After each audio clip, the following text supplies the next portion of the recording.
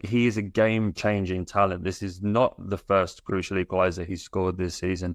He got another at Sheffield United earlier on, but this is definitely his biggest moment of the campaign.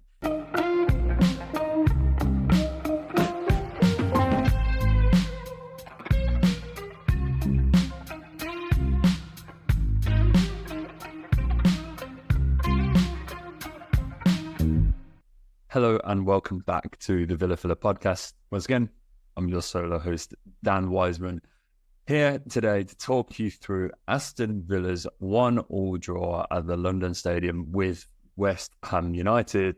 My very capable co-host and good friend Dan Morgan is still off travelling Iceland. So once again, you're left in the not so capable hands of myself to run you through what was a pretty tough game for the Villa. And I think we kind of knew that it was going to be.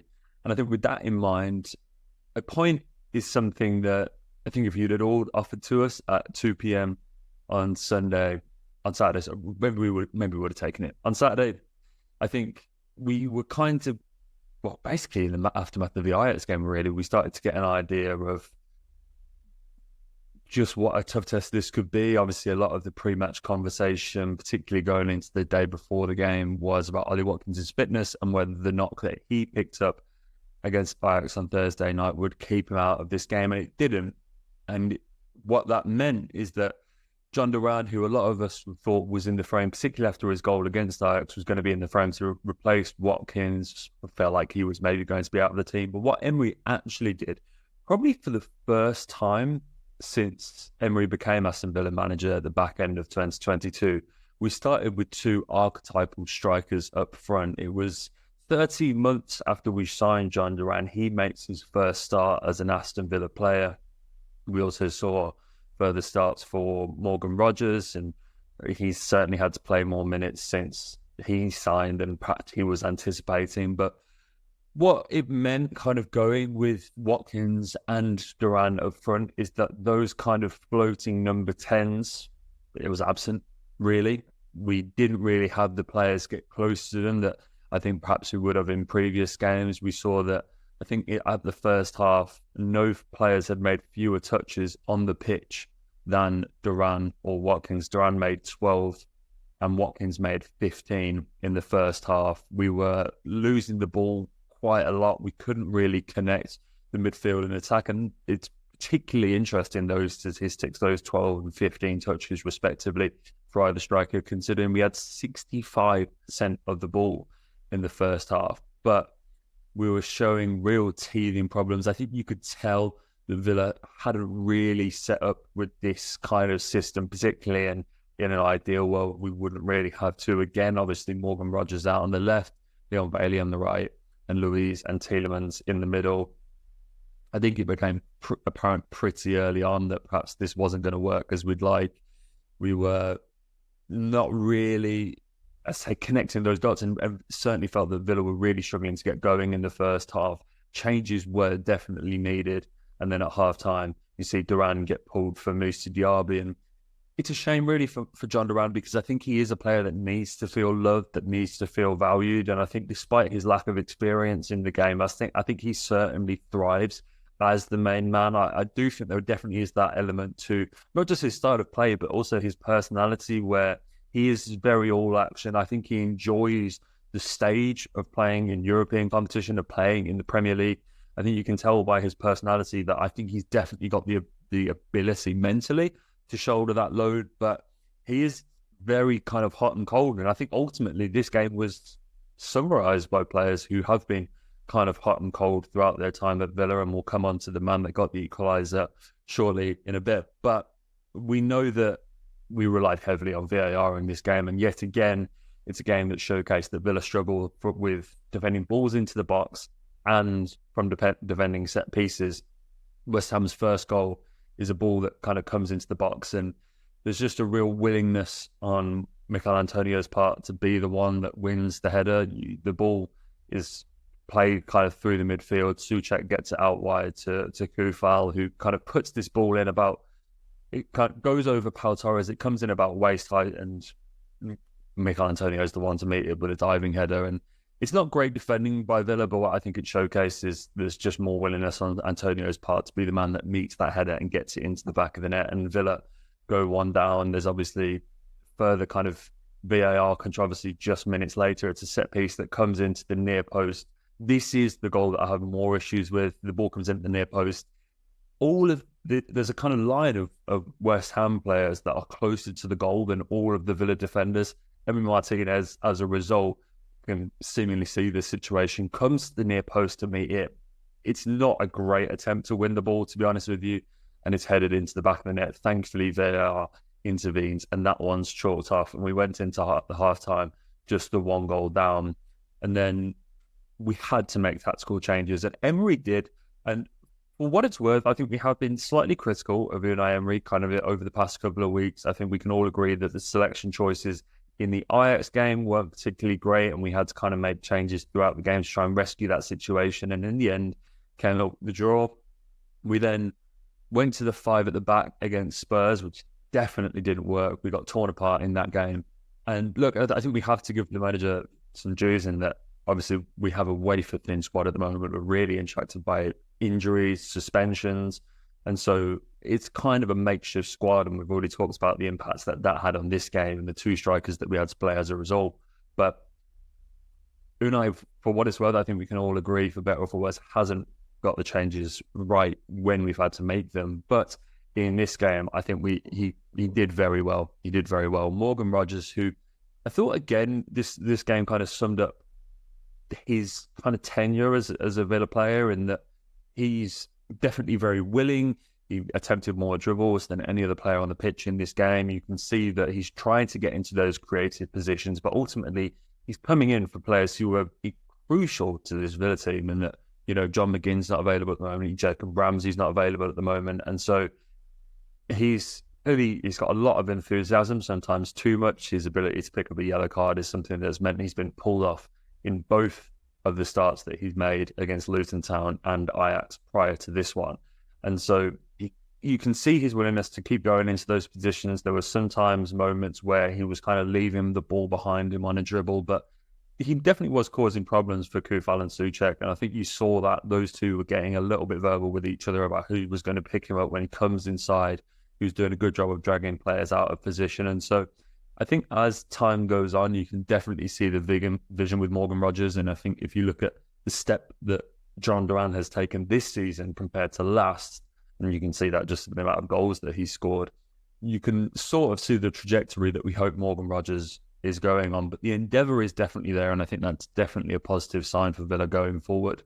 But the man that replaced him was Nicolo Zaniolo, and boy, did he need this goal. Boy, did he need this goal, because his loan spell to Villa from Galatasaray definitely hasn't gone to plan. It's not gone as he would wanted it to. Galatasaray, even as far as Luciano Spalletti, the Italy manager, has reportedly been on the phone to him in recent weeks, questioning why he's not involved more with Aston Villa and the need for him to be playing games if he's going to make Italy's squad for not just these coming internationals, but for the Euros in the summer. And as the season's gone on, I think the frustrations on the side of Villa fans has certainly grown. He's quite a languid player. He's not someone that's an absolute pressing force. And so when things aren't going well for Nicolo Zaniolo, he doesn't exactly inspire. I think that's something that when you look at someone like Rodgers or Duran, who have both been a little bit patchy during their respective time at Villa Park. Obviously, you've got 3 players there in Duran, Zaniolo and Rodgers, who have all been at the club for different periods, but are kind of on that periphery of the first team. And I think at least with Duran and Rodgers, there's definitely a willingness there. There's a real work rate, and you can see that they want to come in and do well. And Zaniolo just isn't that kind of player. And we knew that. We know that when he signed him. It's something that was noted at Roma and at Galatasaray. And with that loan from Galatasaray set to run out at the end of the season, he needs these big moments if he's going to warrant a permanent deal in the summer. I think there's definitely a space for a box-crashing number 10 in this Villa side. It's not something we really have. JJ is probably the closest that we come to it, but his true position, whether that's as an 8 or as a 10, is kind of yet to be decided. John McGinn, I don't think, is an archetypal number 10. And so that traditional kind of playmaker that can sit in behind a striker, we know that given Unai's structure, that player that kind of sits just off Ollie Watkins and floats and is able to kind of connect the midfield and attack. There's definitely a space there, and it could well be Zaniolo. And so he kind of comes on in the 63rd minute, and he is a game-changing talent. This is not the first crucial equaliser he scored this season. He got another at Sheffield United earlier on, but this is definitely his biggest moment of the campaign. And just what this means for him, it's kind of hard to say. He could have got another one shortly after, but the pass that came through to him was just a little bit too far. And so his impact has been sparse. I don't think there's any denying that. He's someone that we could definitely do with taking games by the scruff of the neck a little bit more. I don't think anybody is in doubt that he's certainly got the ability to do this. A regular Italian international who's represented some huge clubs, won the Conference League, scored in the Conference League final, I believe. And so it'd be interesting to see what his role looks like going into Wolves, and then in the European running as well. I think there's definitely scope for Zaniolo to get involved in those games as well. He's already off the mark in the Conference League, got that goal against Zrinjski Mostar in the group stages, and so let's see what happens with Nicolo Zaniolo. But we are going to need more players to step up in moments like this. We know that the squad is thin. We know that there's big games going up. We know in the road to Athens and in the push for the Champions League football, we're going to need more moments like this. We have such a tough run of games coming up, games that are almost certainly going to be in the balance. I think with the squad as depleted as it is, I'll be very surprised if we see Villa blowing sides away as we have been able to do when we're at full capacity. So when you look at our next few games with that Europa Conference League tie against Lille now in it, here's how Villa will finish off the season. Next Saturday, we have a 5:30 kickoff against Wolves for an away tie against Manchester City on the 3rd of April before bringing it back to Villa Park just 3 days later for a home game against Brentford. 3 games there, which definitely won't be easy. Wolves is always a tough game for Villa, whether that be homes and away.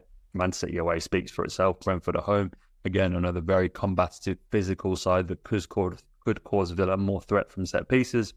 We've then got the home game against Lille, away against Arsenal, away then against Lille just 5 days later. We've then got Bournemouth at home, Chelsea at home, Brighton away, Liverpool at home, and Crystal Palace away. So it's a very tough run-in. I think Opta said that Villa have the second hardest run-in to the end of the season of any team in the Premier League.